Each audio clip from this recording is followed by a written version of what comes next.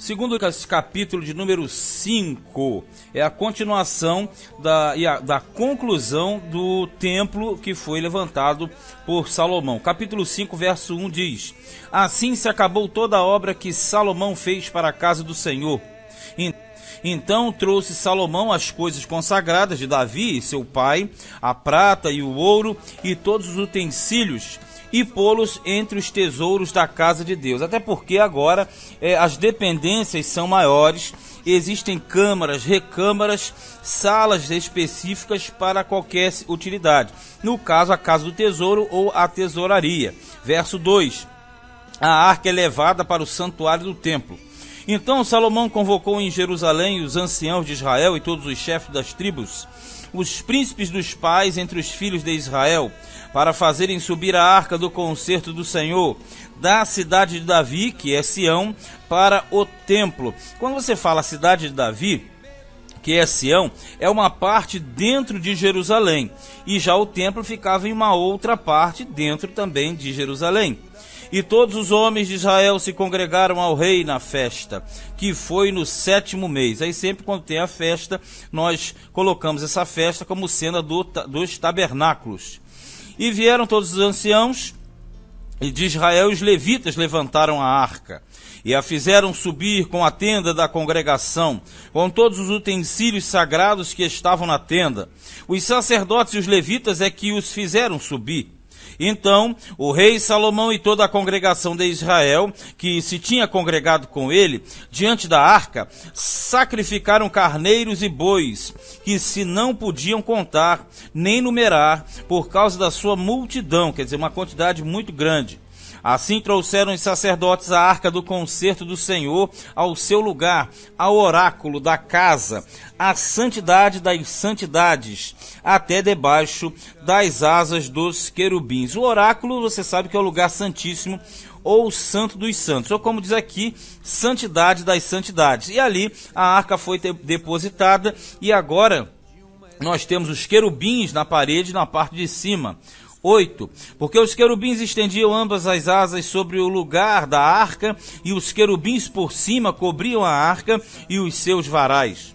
Então os varais sobressaíram, para que as pontas dos varais da arca se vissem perante o oráculo, mas não se vissem de fora.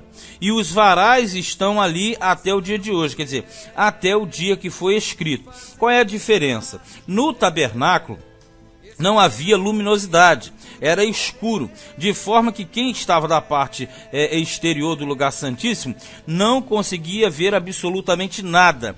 Já na questão do templo, como Salomão fez tudo em dimensões maiores e mais expressivas, aqui você já tinha uma certa visibilidade de fora, vendo a arca através da cortina, porque a luz adentrava aquele ambiente, fazendo com que você tivesse uma certa visão da arca em si, dentro do lugar santíssimo.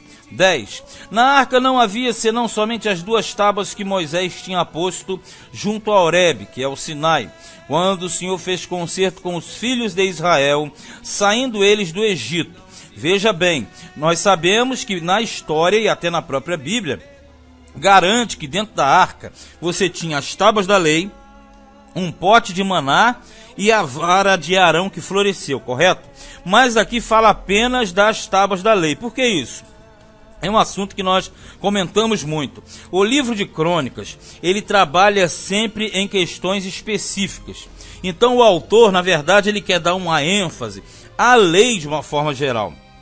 Então, por isso que não há referências aos instrumentos, aos elementos, melhor dizendo, ao pote de maná e nem mesmo à vara de Arão. Mas, na verdade, eram 3 elementos. Onde é que você garante isso? Só existe um versículo na Bíblia que fala claramente. É Hebreus capítulo 9, versículo de número 4. Ali diz que dentro da arca permaneciam as tábuas da lei, o pote de maná e a vara de Arão. Aí você fala, então como eu respondo isso? Você vai responder que o autor de Crônicas, ele não tinha a precisão em relatar os fatos. Nós devemos sempre acompanhar o texto anterior, no caso o texto original, que seria aqui o livro dos Reis.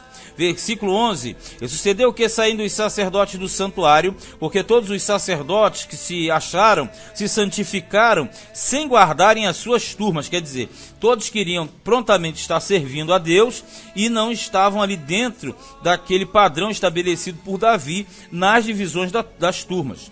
E quando os levitas cantores de todos eles, isto é, Asaf, Emã ou Remã e Gedutum, seus filhos, e seus irmãos, vestidos de linho fino, com símbolos e com alaúdes e com harpas, estavam em pé para o oriente do altar, e com eles até 120 sacerdotes que tocavam as trombetas.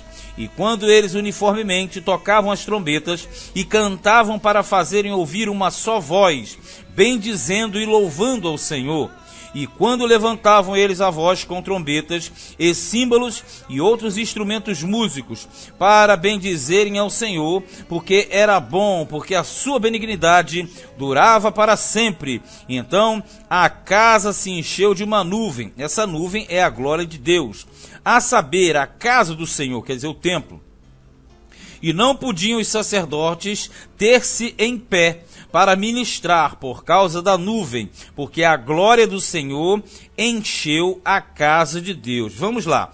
Esta referência aqui do final do capítulo 5, ela vai entrar em conformidade com o Êxodo capítulo 40. Por quê? Quando o tabernáculo ele foi concluído, terminado, a glória do Senhor concluiu aquela obra e ratificou a obra, confirmou. E já aqui não é diferente. Justamente quando se conclui a obra do templo, a glória do Senhor se faz presente também. Qual é o detalhe? A glória, ou nuvem, como fala no versículo 13, não pode ser confundida com aquela nuvem lá que ficava sobre o arraial. Aquela nuvem era uma coisa, a nuvem da glória do Senhor é outra. Essa nuvem da glória do Senhor é a mesma que pairava sobre o Monte Sinai, é a mesma que está no livro de Ezequiel, é a mesma do tabernáculo de Êxodo 40.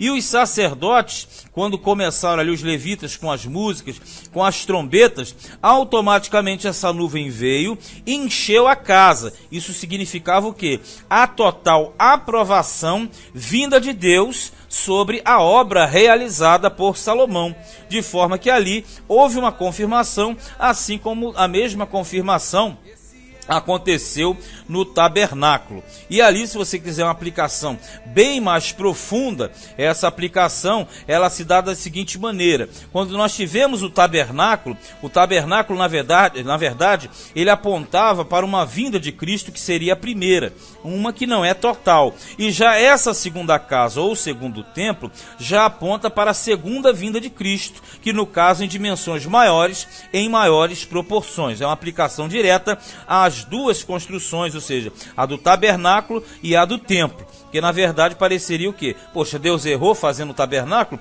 Por que ele não mandou fazer um templo logo direto? Porque os períodos e as épocas eram diferentes. Então o tabernáculo, ele simbolizava algo, e já o templo simboliza uma questão, algo muito maior em outras dimensões. Este foi o segundo livro de Crônicas, capítulo de número 5.